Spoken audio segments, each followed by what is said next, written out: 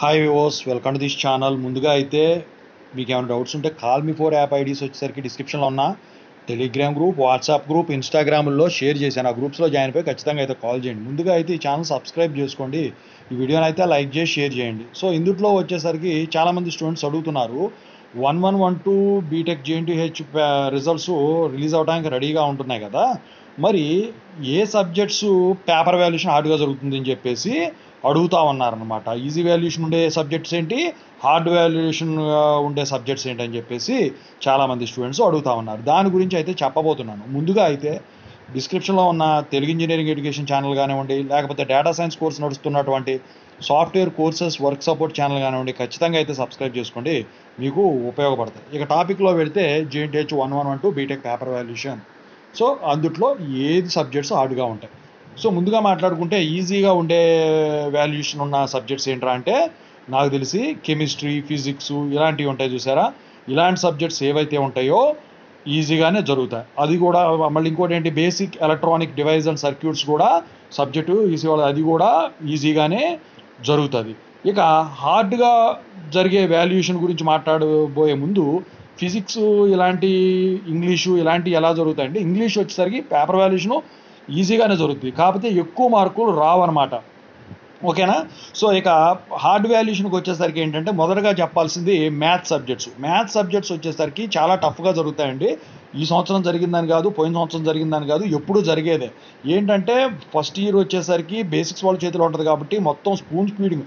ఎంత చెత్త కాలేజీ అయినా సరే, ఏ సెమిస్టరు ఏ ఇయర్ క్లాసులు జరగకపోయినా ఫస్ట్ ఇయర్ క్లాసెస్ మాత్రం పక్కాగా జరుగుతాయి, అది ఏ కాలేజీ అయినా కానివ్వండి. సో ఎందుకంటే స్పూన్ ఫీడింగ్ సిస్టమ్ చూపించకపోతే స్టూడెంట్స్ ఫస్ట్ ఇయర్లోనే అనవసరంగా జాయిన్ అయ్యామని చెప్పేసి అనుకుంటారు, కాబట్టి ఫస్ట్ ఇయర్ క్లాసెస్ పక్కాగా జరుగుతాయి, కాబట్టి పేపర్ వాల్యుయేషన్ కూడా అదే స్థాయిలో ఉంటుందన్నమాట. అందుకని చెప్పేసి మ్యాథమెటిక్స్ సబ్జెక్ట్ మాత్రం టఫ్గా జరుగుతుంది. మీరు ఎంత రాస్తే అంత, మీకు 100 రావాలన్నా అదే, 100 రావాలన్నా కూడా మ్యాథ్స్ సబ్జెక్ట్. దాని తర్వాత వచ్చేసరికి ఏంటంటే బేసిక్ ఎలక్ట్రికల్ ఇంజనీరింగ్. ఈ సబ్జెక్ట్ వచ్చేసరికి అసలైతే పేపర్ వాల్యుయేషను వచ్చేసరికి రూల్స్ ప్రకారమే జరుగుతుంది, కాకపోతే ఈ ఫస్ట్ ఇయర్లో ఉన్న స్టూడెంట్స్కి అసలు అది ఏంటో అర్థం కాక మైండ్ మెచ్యూర్ అవ్వాలి, ఆ నెట్వర్క్ అనాలిసిస్ ఇదంతా చేయాలంటే. సో దాన్ని చూసిన వెంటనే ముఖ్యంగా కంప్యూటర్ సైన్స్ వాళ్ళు హార్డ్గా ఫీల్ అవుతారు చూడటంతోనే. అదే ఏట్రిపుల్ ఇంకా వేరే గ్రూపులో అనుకోండి, సర్క్యూట్స్ ఇలా ఉంటాయి కాబట్టి వాళ్ళు ఎలాగోలా 40 మార్క్స్ అన్నా తెచ్చుకోవడానికి ఉంటుంది. అయితే దీంతో పాటు వచ్చేసరికి సి ప్రోగ్రామింగ్ లాంగ్వేజ్, ఇది కూడా కొంచెం టఫ్గా జరిగేదానికి ఛాన్స్ ఉంటుంది. ఎందుకంటే మీరు ఎంత బాగా ప్రోగ్రామింగ్ రాస్తే అంత కరెక్ట్ స్టాంప్ మార్కులు పడతాయి. బాగా రాసినా కూడా 100కు 90 దాకా వస్తాయి తప్ప 100కు 100 అయితే వచ్చిన దాఖలాలు లేకపోతే ఇంతవరకు లేవు ఎప్పుడు కూడా, నాకు తెలిసి అయితే. ఓకేనా.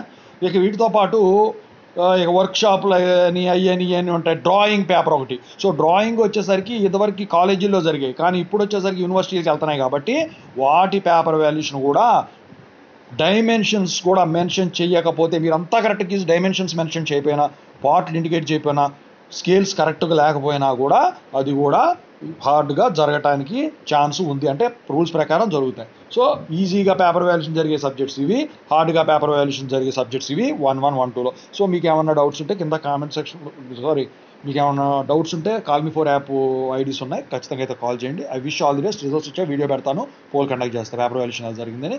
Thank you so much.